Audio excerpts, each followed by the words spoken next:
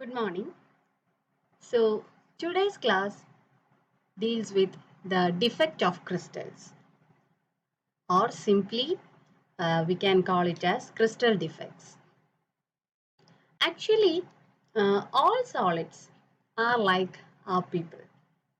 They are perfectly imperfect because it's somewhat the defects in them makes them unique and interesting. It is the famous words of J. Korish. Okay, like people, the crystals are never perfect. They are always imperfect. Or there will not exist any perfect crystal. All crystals are imperfect. Actually, these crystals contain different types of imperfections. Okay, and the science and engineering peoples are making use of this imperfections to tune some of the properties like electrical conductivity, mechanical strength, elasticity, etc. That is, many of the material properties do depend upon the crystal defects or these imperfections. Okay, so in this chapter or in this module, we have to deal with the different types of defects, and these defects can be controlled or not, or these defects can be used in what all applications, and whether we have to check all these defects are desirable or undesirable. And also we have studied most of the defects in your UG classes. So without much introduction, we can move on to the topic. Okay, so I have already told that all solids, even the most perfect crystals, may contain defects. And these defects are responsible for many of the properties like mechanical strength, electrical conductivity, corrosion, reactivity, etc. And the defects can be classified into many classes, and among them, the major defects or the defects can be mostly classified into two types, that is intrinsic defect and extrinsic defect. Intrinsic defect are the defects which are present within the crystal due to some thermodynamic reasons, and extrinsic defects are formed due to the purification or the difference or change in the synthetic conditions. Okay, so all defects may or may not fall into these two defects, intrinsic and extrinsic. And another type of classification depends upon the way of imperfection that occurs in a crystal. That is, based on the dimensionality, we can classify the defects as either point defects or line defects or surface defects or volume defects. Okay, so that is another way of classifying the crystal defects. So whatever the defect may be, it may be point defect or extended defect or planar defect, whatever it is. Every solid has a thermodynamic tendency to occur point defects because they will always introduce some sort of disorderness and will try to increase the entropy. That is a natural fact. Okay, so every solid has a tendency to acquire these type of defects within them. Okay, we can uh, we can look each of the defect in detail. First, first class belong to the point defects, which are the commonly occurring point defects in crystal: vacancy defect, impurity defect, Frankel defect, and Schottky defect. We can look into it in detail. Next one is the one-dimensional defect or line defect. We can call it as linear defect or dislocations. Okay, there are two dislocations commonly occurring in crystal: edge dislocation and screw dislocation. And another class of defect is the two-dimensional defect or planar defects. We can call them as planar defects.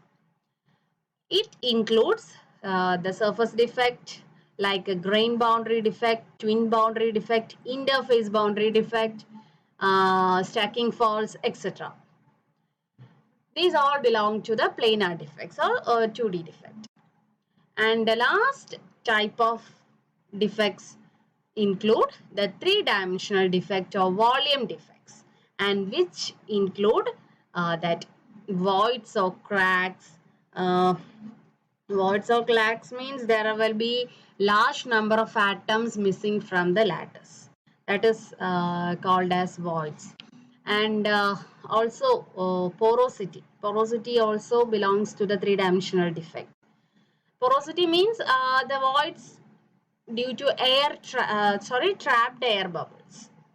That is known as porosity. And another three-dimensional defect is cavitation.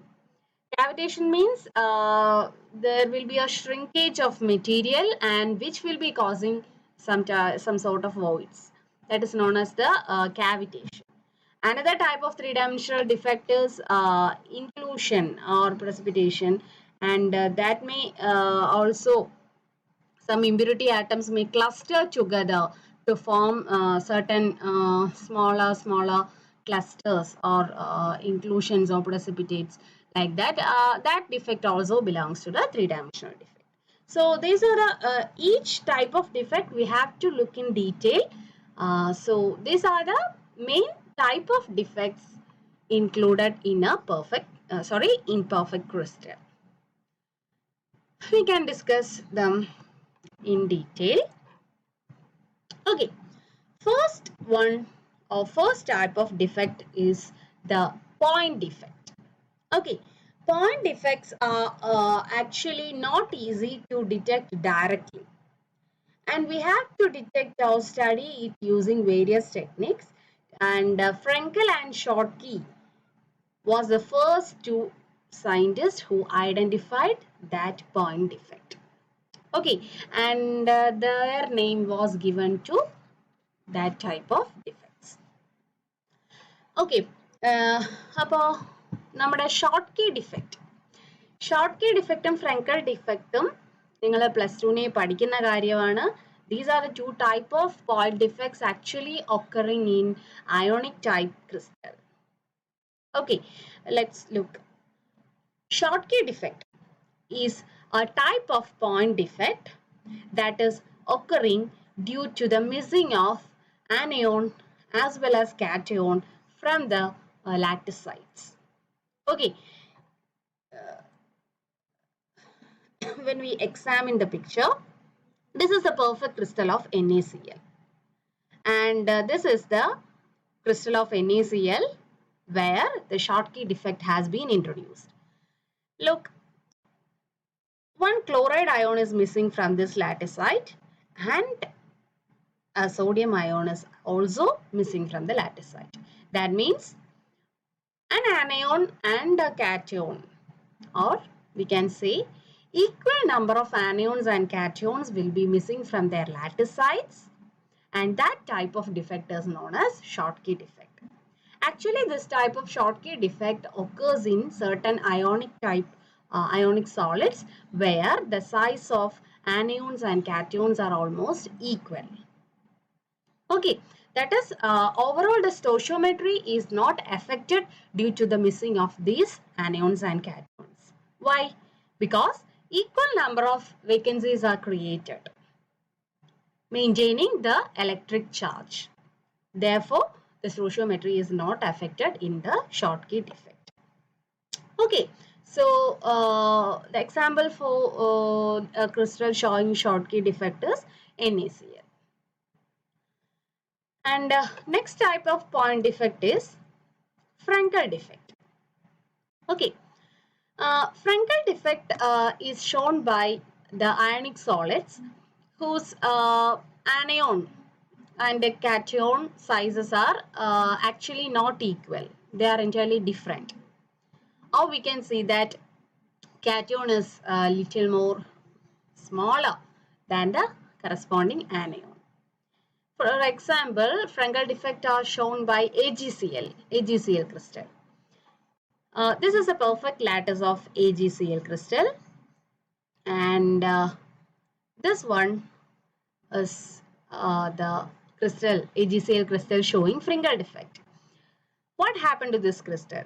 Actually, the Ag or the silver ion moves from its lattice site to the interstitial site. Okay, so it is a type of interstitial defect. Actually, the Ag plus ions is not moving outside the crystal lattice. It is staying in the interstitial site of this lattice itself. Okay, so what happened? The stoichiometry is here also the stoichiometry is not changing. Why? Because the ion or the cation is moving only from its lattice site towards the interstitial site within the crystal itself. It is not moving outside. Therefore, there will be no change in its stoichiometry. The electrical charge is maintained. Okay, so this is the case of Frankel defect. So actually, Schottky defect and Frankel defect are a type of stoichiometric defect. Okay, this is the overall a picture showing the Frankel as well as Schottky defect. Actually, Schottky defect is the vacancy created by cation and anion. Also, Frankel defect means there will be a cation vacancy and the cation will move to the interstitial site. Okay, so that is the difference between Frankel defect and a Schottky defect. Both are stoichiometric defects. And this picture actually shows the vacancy defect. Here a vacancy created. Interstitial defect. The latter atom occupies the interstitial site. This is the small substitutional atom because one atom, that is this perfect atom, is replaced by another smaller atom, that is known as small substitutional atom. And this is known as large substitutional atom. And this is a Frankel defect and this is the Schottky defect. Actually, these are the types of point defects. Okay, the main point defects are Frankel defect and Schottky defect, or we can call it as generally vacancy defect and interstitial defect. Okay, I have already explained the various types of defects and it is picturized here. Vacancy defect, self-interstitial atom defect, interstitial impurity atom defect and substitutional impurity atom defect. Okay. Next type of defects is the line defects or linear defects, or we can simply call it as dislocations. Okay, actually these dislocations are simplest to visualize and using a plane. Okay, these are all line defects are associated with the mechanical deformation, because once a dislocation happens, there will be a deformation. It will affect the deformation properties because when we look into this picture, we can see that there will be a plane of atoms here and another plane of atoms above this line. We have to visualize both these plane of atoms and examine whether there will be a change in the plane, and that will result in the edge dislocation. Okay, so in the next part we are going to study in detail about the edge dislocation and the screw dislocation, which are the two types of dislocations.